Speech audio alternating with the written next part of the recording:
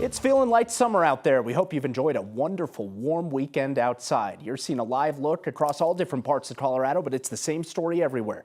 Beautiful and sunny.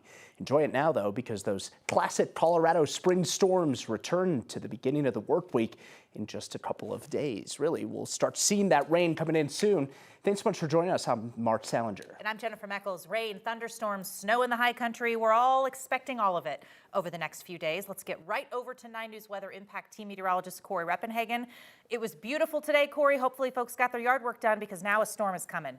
Yeah, it was nice of this storm to give us this awesome weekend to enjoy, but it does look like a bulky system and our rain chances are going to be going up here starting tomorrow. But look at the high temperatures that were reported across the area. 80 degrees out in Cowtown today. I was there, so I can attest that was warm. We also hit 80 degrees here at DIA. That will update here shortly, but these are very warm temperatures for today, and it's still pretty mild out there. 76 degrees here in downtown Denver, but we're just starting to see the outer edge of that storm system coming in here to the mountains and the western slope with some scattered showers here through the bulk of the afternoon here, and that is going to spread out towards the eastern plains here starting tomorrow. So when we look at tomorrow, we don't have a weather impact alert for tomorrow. There will be isolated impacts as those storms start to increase, but they'll only be scattered.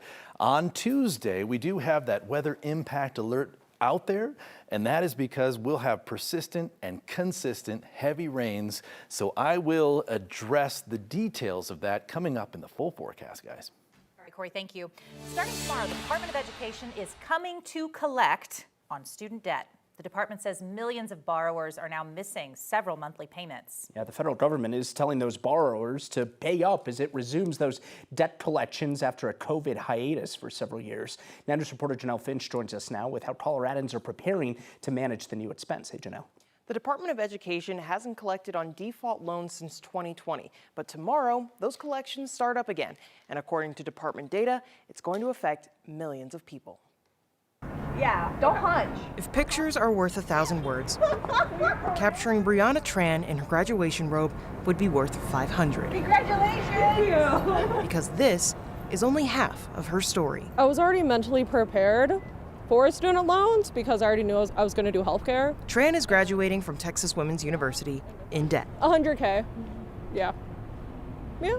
Over now with interest, but yeah. Yeah. She's turning the tassel just as the Department of Education is ending a 5-year debt collection pause. Yeah, no, it would have been nice to just have a pause, but I don't really have that because I've started paying off my loans, so yeah. The department says 42 million borrowers owe more than $1.6 trillion, and more than 5 million people haven't made a payment in almost a year.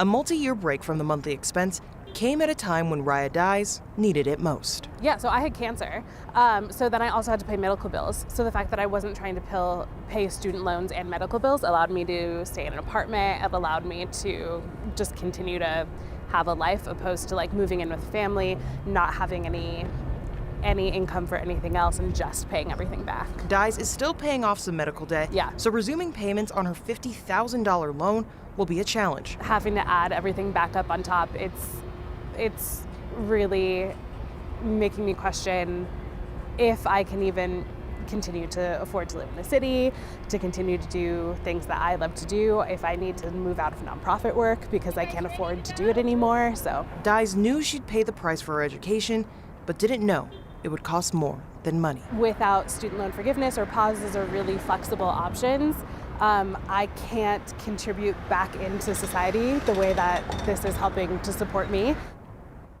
The Department of Education says there will be no mass loan forgiveness, and getting the federal student loan portfolio back into repayment will benefit borrowers and taxpayers. Janelle Finch, 9 News. Yeah, it'll affect a lot of people. Janelle Finch, appreciate it. Thank you. Democratic state lawmakers are pushing for more protections for people in our state without authorization. Yesterday evening, the House passed a Senate bill that would expand certain protections for immigrants. The bill would prevent federal immigration agents from entering schools, churches, healthcare facilities, and jails without a warrant. It would also block members of another state's National Guard from entering Colorado without the governor's permission.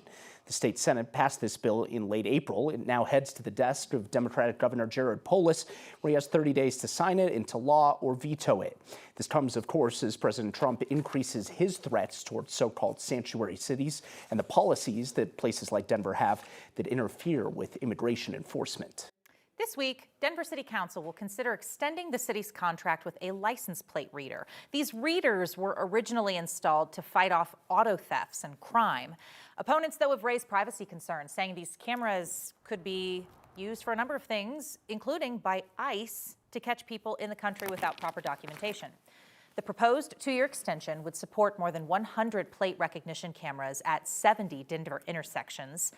Also on the City Council's agenda this week is a $70 million agreement to back a stadium project for the new National Women's Soccer League. The meeting kicks off tomorrow afternoon, 3 o'clock. Public comment starts at 5.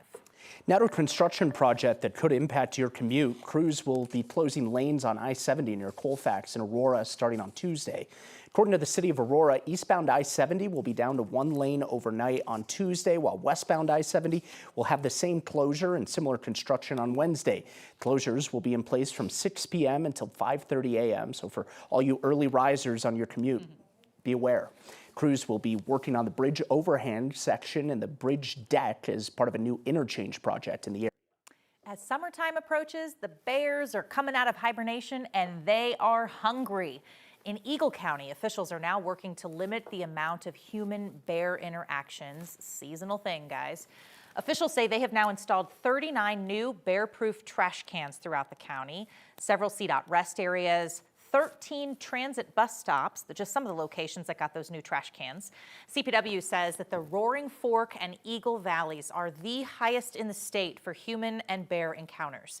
People should be reminded that the more proactive you can be, the better, and also properly throw away your trash.